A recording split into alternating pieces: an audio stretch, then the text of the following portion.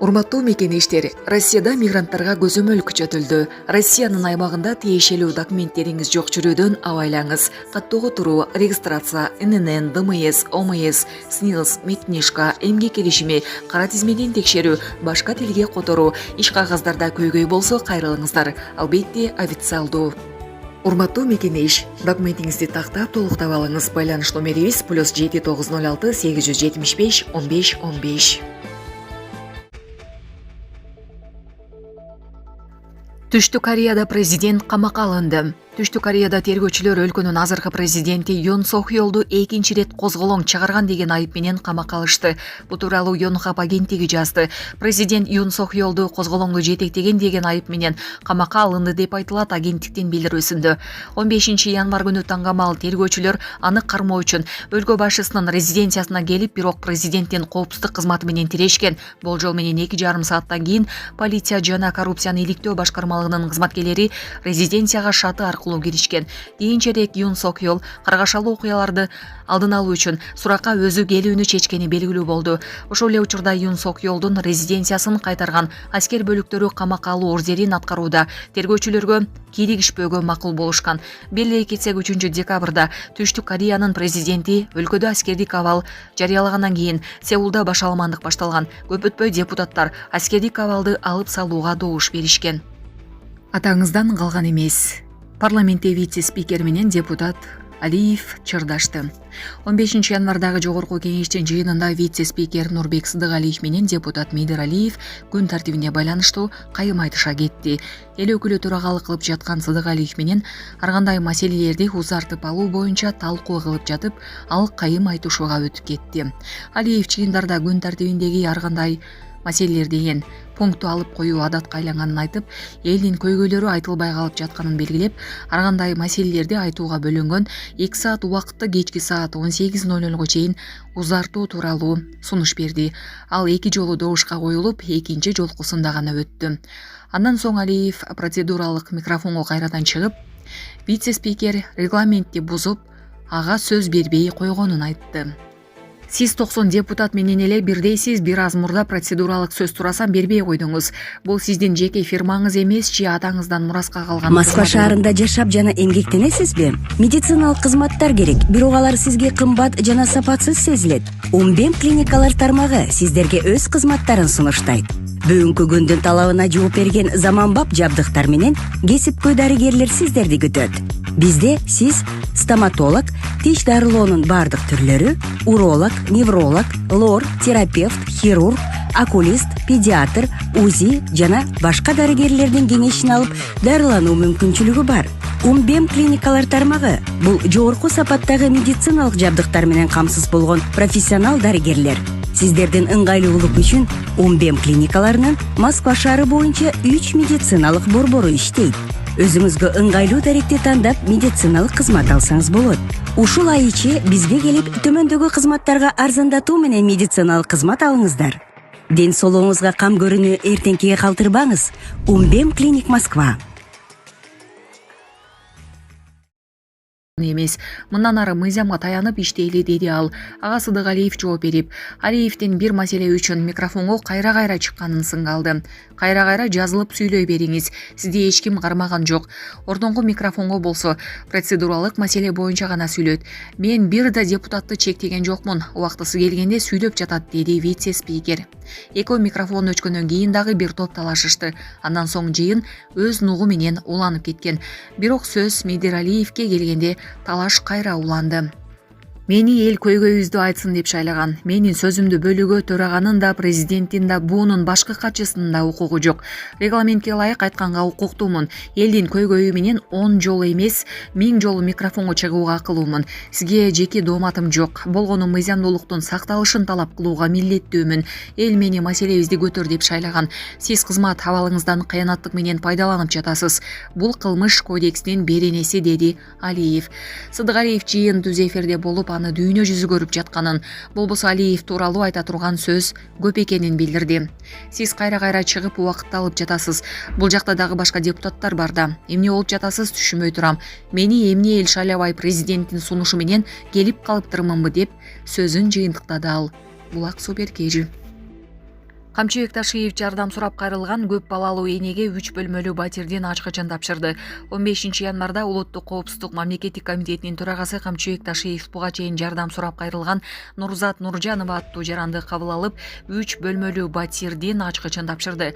Бул тууралуу УКМКнын басма сөз кызматынан билдирди. Маалыматка ылайык 23 декабрда Нурзат Нуржанова жардам сурап кайрылган. Ал кайрылуусунда 3 жаштан 13 жашка чейинки 6 баланын энеси экенин, турмуштук оор кырдаалга туш болгонун, жеке турак жайы жана балдарды тийиштүү түрдө камсыз кылууга мүмкүнчүлүгү жоктугун, бутун операция жасалып, андан кийин кыймыл аракети кыйындаганын билдирген.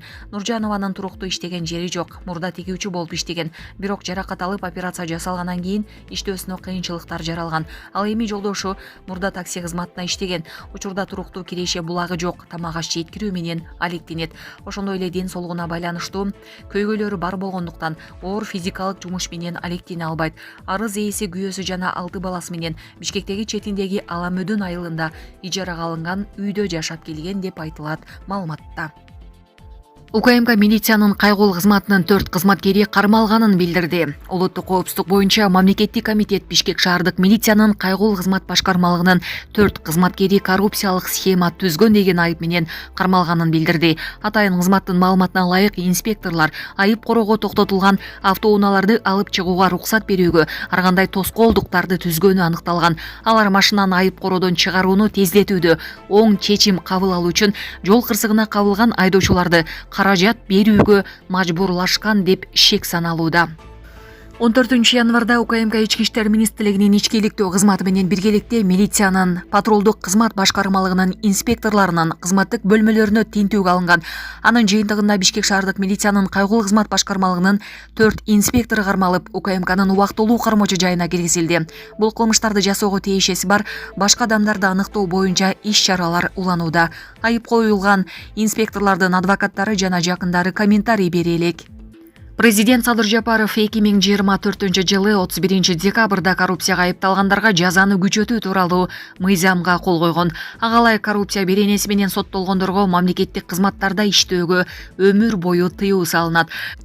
Кылмыш жаза кодексинин коррупция жана шалаакылык беренелер менен айып тагылгандар күнөөсүн мойнуна алуу боюнча тергөө менен келишим түзүп, келтирилген чыгымды толугу менен төлөгөндө ушул беренелерди каралган жазанын жарымын абакта өтөшү керек. Шектүү күнөөсүн мойнуна алса да пробациялык жаза колдонулбайт.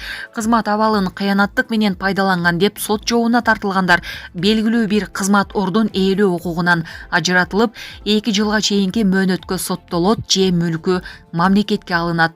Документте мындан башка бир катар жазалар каралган. Булак Азаттык.